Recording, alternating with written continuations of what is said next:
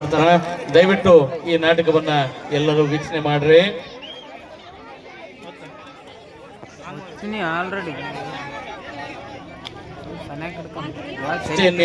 ರವಿ, ನಿತೇಶ್, ಸರ್ವೋತ್ತಮ್, ಮಹೇಶ್ವರಿ, ತನು, ಅಕ್ಷತಾ, ಬನ್ನಮ್ಮ ಇವೆಲ್ಲ ವಿದ್ಯಾರ್ಥಿಗಳು ಕೂಡ ಈ ಒಂದು ನಾಟಕದಲ್ಲಿ ಭಾಗಿಯಾಗಿರ್ತಾರೆ.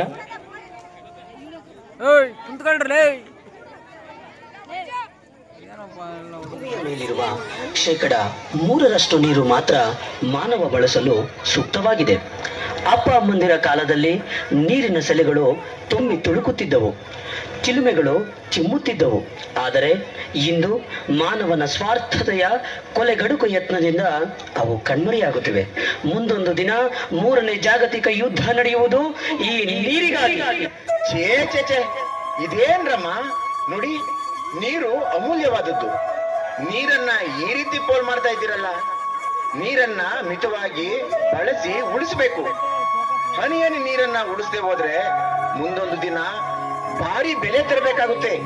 ನಮ್ಮ ಜಿಲ್ಲಾಧಿಕಾರಿಗಳ ಸರ್ಕಾರದ ಅಣತಿಯಂತೆ ಎಲ್ಲಾ ಜನರಲ್ಲೂ ನೀರಿನ ಸಂರಕ್ಷಣೆ ಮಹತ್ವವನ್ನ ಮನವರಿಕೆ ಮಾಡಿಕೊಡುವ ಸಂಕಲ್ಪ ಮಾಡಿದ್ದಾರೆ. ನಾವೆಲ್ಲರೂ ಅವರೊಂದಿಗೆ ಕೈ ಜೋಡಿಸಬೇಕು. ತಿಳಿತಾ? ಮೇಷ್ಟ್ರೆ, ಈ ನೀರು ನಮ್ದು, ನಮ್ಮಿಷ್ಟ. ನೀವ್ ಯಾರಿಗೆ ಕೇಳೋಕೆ? ಹೋಗಿ ಹೋಗಿ ನಿಮ್ ಕೆಲ್ಸ ನೀವ್ ನೋಡ್ಕೊ ಹೋಗ್ರಿ. ಈ ಜನಕ್ಕೆ ಎಂದು ಬುದ್ಧಿ ಬರುತ್ತೋ ಏನೋ ಗೊತ್ತಿಲ್ಲ. ಈ ಜನಕ್ಕೆ ನೀರಿನ ಬೆಲೆ ಗೊತ್ತಿಲ್ಲ. ಮುಂದಿನ ದಿನಗಳಲ್ಲಿ ಬೇಕಾದ್ರೆ ದುಡ್ಡು ಕೊಟ್ರೆ ಚಿನ್ನ, ವಜ್ರ, ಒಡವೆ, ವಸ್ತ್ರ ಏನ್ ಬೇಕಾದ್ರೂ ಸಿಗ್ಬಹುದು. ಆದ್ರೆ ಒಂದು ಹನಿ ನೀರು ಸಿಗಲ್ಲ. ನಾನಂತೂ ನೀರನ್ನ ಈ ರೀತಿ ವ್ಯರ್ಥ ಮಾಡಲ್ಲ. ಅಯ್ಯೋ ಸಾವುಕಾರ್ರೆ, ಏನ್ ಮಾಡ್ತಾ ಇದ್ದೀರಾ? ನೀರನ್ನ ಈ ರೀತಿನ ವ್ಯರ್ಥ ಮಾಡೋದು, ಈ ರೀತಿ ವ್ಯರ್ಥ ಮಾಡಬಾರ್ದಲ್ವಾ? ಇಷ್ಟ್ರೇ, ಇದು ನಮ್ ನೀರು, ನಮ್ಮನೆ, ನಮ್ಮಿಷ್ಟ. ನೀವ್ಯಾರೇ ಕೇಳೋಕೆ? ಹೋಗಿ ಹೋಗಿ ನಿಮ್ ಕೆಲ್ಸ ನೀವ್ ನೋಡ್ಕೊ ಹೋಗಿ. ನಿಮ್ ನೀರು? ಈ ನೀರು ಎಲ್ಲಿಂದ ಬರ್ತಾ ಇದೆ? ಸಾವಿರಾರು ಅಡಿಗೆ ಕೊಳವೆ ಬಾವಿ ಕೊರೆಸಿ ಅಲ್ಲಿಂದ ನೀರನ್ನು ತೆಗಿತಾ ಇದ್ದೀನಿ ಅಣ್ಣ. 1000 ಅಡಿಯಿಂದ ನೀರ್ ತೆಗಿತಾ ಇದ್ದೀರಾ? ಆ ನೀರು ಮುಗಿದ್ಮೇಲೆ ಏನ್ ಮಾಡ್ತೀರಣ್ಣ? ಹೌದಲ್ವಾ? ಕೆಲವು ವರ್ಷಗಳ ನಂತರ ಊರಿನ ನೀರಿನ ಸೆಲೆಗಳು ಬತ್ತಿ ಹೋದವು. ರೈತರ ಬೆಳೆಗಳು ನಷ್ಟವಾಗಿ ಕಂಗಾಲಾದರು. ಊರಿನ ರೈತರು, ಮಹಿಳೆಯರು, ಮಕ್ಕಳು ನೀರಿಲ್ಲದೆ ಮುಂದಿನ ದಾರಿ ಕಾಣದೆ ಪರಿತಪಿಸುವ ಸಂದರ್ಭ.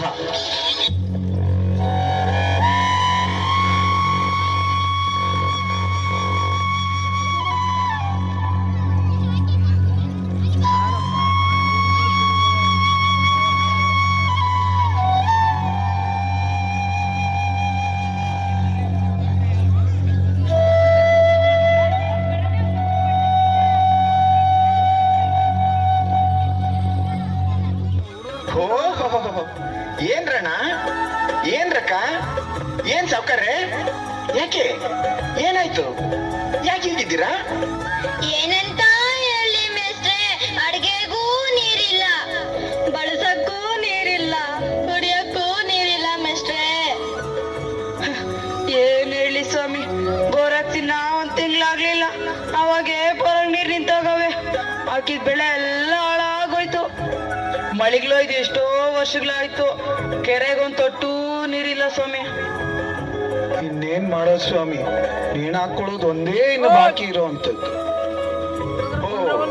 ಹಾಗ ಈ ಸಮಸ್ಯೆಗೆ ಒಂದು ಪರಿಹಾರ ಇದೆ, ಬನ್ನಿ ನನ್ನ ಜೊತೆಯಲ್ಲಿ. ಆಗದು ಎಂದು ಕೈಗಟ್ಟಿ ಕುಳಿತರೆ ಸಾಗದು ಕೆಲಸವು ಮುಂದೆ.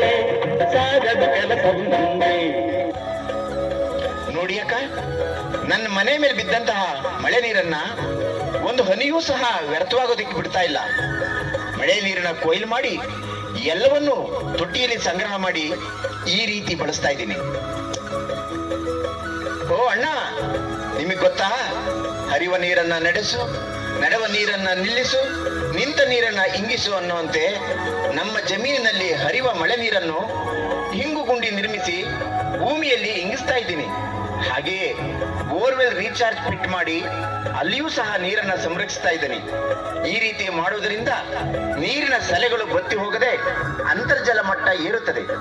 ಈ ವಿಧಾನಗಳನ್ನು ಅಳವಡಿಸಿಕೊಳ್ಳಲು ಘನ ಸರ್ಕಾರವು ರೈತರಿಗೆ ಮಾರ್ಗದರ್ಶನ ನೀಡುವುದರ ಜೊತೆಗೆ ಆರ್ಥಿಕ ಸಹಾಯವನ್ನು ಮಾಡುತ್ತದೆ. ಬನ್ನಿ, ನಾವೆಲ್ಲರೂ ಹೋಗಿ ಮಾರ್ಗದರ್ಶನ ಪಡೆಯೋಣ. ಹೌದಾ, ಹೀಗೆಲ್ಲ ಮಾಡ್ಬೋದಾ? ನಮ್ಗೆ ಗೊತ್ತೇ ಇರ್ಲಿಲ್ಲ. ಇನ್ಮೇಲೆ ಆದ್ರೂ ಮಳೆ ನೀರಿನ ಕೊಯ್ಲು ನಾವು ಮಾಡ್ತೀವಿ, ನೀವು ಮಾಡಿ. ನೀರಿನ ಸಂರಕ್ಷಣೆ, ನೀರಿನ ಸಂರಕ್ಷಣೆ. ಹನಿ ಹನಿ ನೀರು, ಹನಿ ಹನಿ ನೀರು.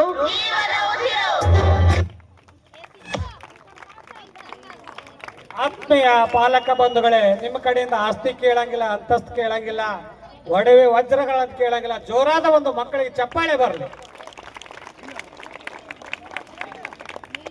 ಜೀವನ ರೂಪಿಸುವುದಕ್ಕೆ ಮತ್ತು ಜೀವಿಸುವುದಕ್ಕೆ ತಮಿಳು